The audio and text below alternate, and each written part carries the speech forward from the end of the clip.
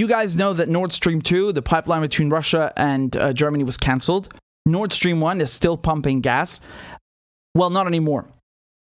Again, here's a headline from the BBC. They're saying Russia is cutting gas supplies to Europe.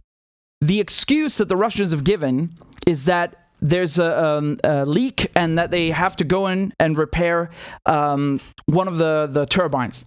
Let's just call this out for what it is. It's not true. It's a lie. There is no leak. There is no maintenance needed right now. They're doing this on purpose, right? Russia is doing this on purpose, and I'll get to why in a second. It has a lot to do with the price cap. But I just want to show you what this actually entails. This is Nord Stream 1. It stretches 1,200 kilometers. And like I said, just like Nord Stream 2, it goes from Russia to Germany all the way here. It pumps around 170 million cubic meters of gas per day from Russia to Germany. So there it is. And you might be thinking, well, they're parallel. Yes, they are. Nord Stream 2 was supposed to run, parallel to Nord Stream. Both of them were supposed to run parallel. The second one, they canceled it because of the war. It did not get certification. Last week, the Russians closed Nord Stream 1 for 3 days. They said that, again, maintenance was the excuse. And then they've now said that it's closed indefinitely. And they're trying to tighten the squeeze on the West. This is a headline from the BBC. The euro has fallen below the dollar for the first time in 20 years. Okay? So they're blaming it on Russia. Fears that Russia may restrict Europe's supplies of energy have increased the chances of recession in the euro area. The euro is actually worth less than $1.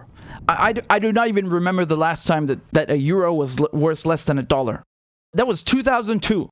That was 20 years ago that you had something similar. The pound is at its lowest level since 1985. Wow.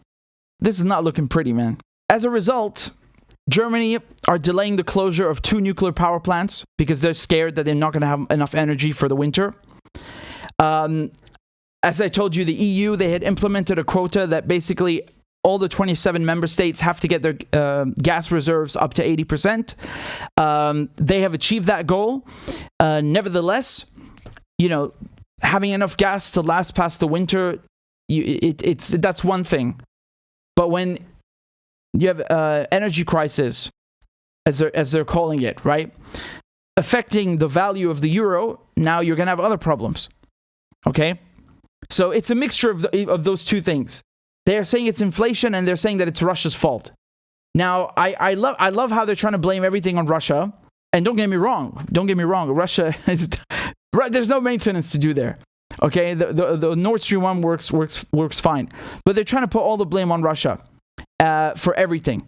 And I just think this is funny. Why? Because back in February, this is what she was saying. Right? The White Witch, the head of the EU Commission. Ursula von der Leyen is the EU commissioner, right? And she was saying that Europe's winter will be fine without Russian gas. Really? Europe's winter will be fine without Russian gas. That is what she said on February 19th, 2022. Now, granted, this is about a week before the war started. And now what is she saying? She's saying Putin is using energy as a weapon by cutting supply and manipulating our energy markets. He will fail. Europe will prevail. Hold on, lady. I thought you said that you don't need him. The EU has banned Russian oil, okay? And it's going to come into effect on December 5th, and they're going to phase it out. And you have European countries that literally refuse to pay for Russian gas. And then they said Russia's cutting the gas. Look, man, you can't not pay someone and then expect them to give you gas for free. And now when Russia is, putting a squeeze on them, they start crying and whining about this. I don't understand this. These are two conflicting messages right here.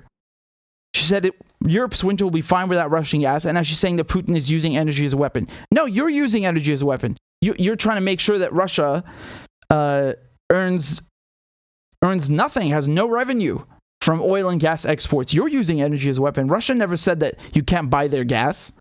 Now, again, the price cap is something else. I will get to the price cap in a second and explain why they closed Nord Stream 1. But up until this point, up until now, up until September, that wasn't the case. I mean, I'm just shocked, man. I'm just shocked. The British pound is at its worst since 1985. The euro is in the gutter. Again, worth less than $1. I mean, no offense to the dollar. That doesn't mean that... this is just a fact that the pound and the euro have always been better. And that's not the case now. For the West, it's very bad because Russia already previously started selling gas in rubles, right? And this is important because, you start undermining the petrodollar, okay? And the petrodollar has been the default, has been the global reserve currency for decades now, after the era of the gold standard, okay? So up until Nixon. And then after that, having energy sales, specifically petroleum sales, being conducted, denominated in US dollar is what gives the US dollar, is what gives the United States of America its might, its economic might. And now what you're seeing simultaneously is petroleum and oil sales being denominated in currencies other than the US dollar, whether it be renminbi, the Chinese yuan, or the Russian ruble, or Indian rupees, right? That is not good for the petrodollar. And when you're seeing also the British pound in the gutter and the euro in the gutter, this is also bad for the West. And this once again goes back to my main point, the message that I've been trying to explain to you all along, since this war started, that Ukraine is not just about a war in Ukraine. Ukraine is the trigger for, Ukraine has accelerated the demise of the West. That doesn't mean tomorrow morning, I mean, who knows at this rate, but it doesn't mean tomorrow morning, the euro is going to disappear, the petrodollar is going to disappear. It's certainly accelerated it though, right? You can't deny that. The numbers speak for themselves. I'm not speculating, I'm showing it to you, man. This is very important to understand, that this is the West trying to punish Russia, and Russia not only coming out okay, but the whole sanctions package blowing up in their faces. That's what this is about. And, you like Russia, you don't like Russia, it's irrelevant. I'm just observing and communicating to you what is happening, what is taking place. I find this really incredible with Germany, right? They're delaying the closure of nuclear power plants. After Fukushima, the Germans, they swore off of this stuff, right? They said, no, we can't have no nuclear energy, none of it.